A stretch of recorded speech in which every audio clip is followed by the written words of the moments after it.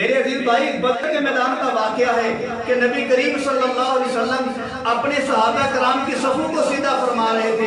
اپنے مجاہدین کی صفوں کو سیدھا فرما رہے تھے، اور میرے آقا علیہ السلام صحابہ کرام کو کہہ رہے تھے تم آگے ہو جاؤ، تم پیچھے ہو جاؤ، اور کبھی کسی صحابہ کو کہتے تھے کہ تم میری طرف دیکھو۔ میں کہتا ہوں قربان صحابہ کرام کی ان نگاہوں پر جو میرے کملی والے کی جیب بھر بھر کر زیارت فرما رہے تھے۔ اتنے خوش نصیب وہ صحابہ ہیں جن کو کملی والے دیکھ رہے تھے اور جو محمد مصطفیٰ کو بار بار دیکھ رہے تھے۔ اسی دوران میرے آقا علیہ السلام نے ایک صحابی ہے جن کا نام آتا ہے سواد رضی اللہ تعالیٰ عنہ، ان کو اپنی وہ جو نیزہ یا تلوار پکڑی ہوئی تھی اس کو ہلکی سی پیٹ میں چبھو دی اور کہا کہ تم پیچھے ہو جاؤ، سب برابر کر لو۔ اتنا ہی کرنا تھا تو وہ صحابی رسول، وہ عاشق رسول، وہ عاشق صادق، میرے کملی والے کا دیوانہ جو ہے وہ فوراً بول پڑتا ہے، عرض کرتا ہے یا رسول اللہ صلی اللہ علیہ وسلم آپ نے مجھے تکلیف دی ہے، میں آپ سے بدلہ لینا چاہتا ہوں۔ میرے آقا علیہ السلام نے فوراً اپنا پیٹ آگے کر دیا کہ اگر آپ کو تکلیف پہنچی ہے تو یہ میرا پیٹ ہے، تم بدلہ لے دو۔ تو صحابہ کرام حضرت سواد کی بات سن کے حیران ہو گئے، بڑے پریشان ہوئے کہ سواد نے یہ کیا کر دیا، اللہ کے نبی سے بدلے کا مطالبہ کر دیا۔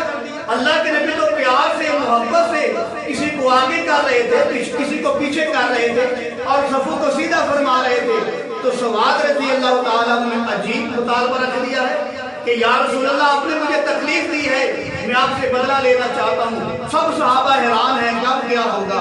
اللہ کے نبی صلی اللہ علیہ وسلم نے اپنے پیٹ مبارک سے کپڑا ہٹایا اور فرمایا کہ آپ بدلہ لے لو۔ وہ صحابی بدلہ لینے کے لیے کھڑا ہے۔ وہ صحابی جب بدلہ لینے کے لیے آگے بڑھا تو اللہ کے پیغمبر کے پیٹ کے ساتھ چمٹ گیا،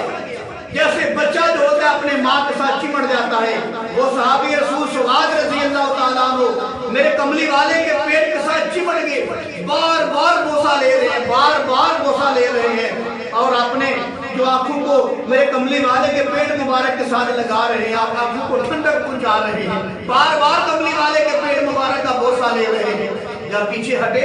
تو میرے آقا نے پوچھا ہے سواد آپ کو کس چیز نے اس بات پہ ابھارا ہے؟ اس نے عرض کیا یا رسول اللہ فداک ابی و امی، میرے ماں باپ آپ پر قربان ہوں، کسی کی کیا جرت ہے کہ وہ آپ سے بدلہ لے، ہماری کیا جرت ہے کہ آپ سے بدلہ لے۔ لیکن میں نے سوچا کہ جہاد کے لیے جا رہے ہیں، پتہ نہیں شاید دوبارہ اللہ کے نبی کی زیارت مبارک ہو کہ نہ ہو، پتہ نہیں زندگی ساتھ دے کہ نہ دے، ایک ہلکا سا بہانہ بن گیا ہے، یہ میں نے بہانہ بنا کے آپ کے پیٹ کے ساتھ چمٹ گیا ہوں اور آپ کے پیٹ کا بار بار بوسہ لیا ہے، اسی نیت سے کہ شاید میری اور آپ کی آخری ملاقات ہو اور میں آپ کے پیٹ کا بوسہ لے لوں، شاید میری نجات کے لیے یہی کافی ہو۔ تو میرے عزیز بھائی، یہ ہم وہ صحابہ کرام، بدلہ نہیں تھا مقصد کملی والے کے ساتھ چمٹ جانا تھا، کملی والے کے جسم اطہر کا بوسہ لینا تھا، وہ جسم اطہر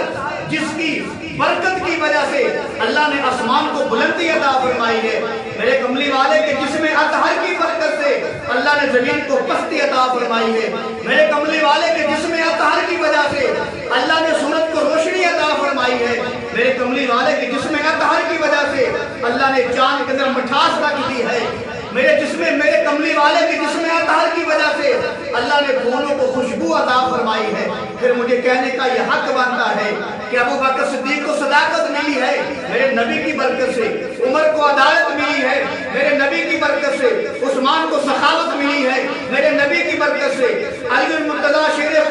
شیر خدا بنے ہیں میرے نبی کی برکت سے، حسنین کریمین کو اللہ نے جنت کا مالک بنا دیا ہے میرے نبی کی برکت سے، امیر معاویہ کاتب وحی بنے ہیں میرے نبی کی برکت سے، ابن مسعود محدث اعظم بنے ہیں میرے نبی کی برکت سے، ابن عباس مفسر قرآن بنے ہیں میرے نبی کی برکت سے، ابو ہریرہ حافظ الحدیث بنے ہیں میرے نبی کی برکت سے، ابو ذر غفاری تارک دنیا بنے ہیں میرے نبی کی برکت سے، ابو عبیدہ امین الامت بنے ہیں میرے نبی کی برکت سے، بلال حبشی جنت کے مالک بنے ہیں میرے نبی کی برکت سے، سلمان فارسی زاہد الدنیا بنے ہیں میرے نبی کی برکت سے، اور حضرت حنظلہ غسیل ملائکہ بنے ہیں میرے نبی کی برکت سے، امیر حمزہ سید الشہداء بنے ہیں میرے نبی کی برکت سے۔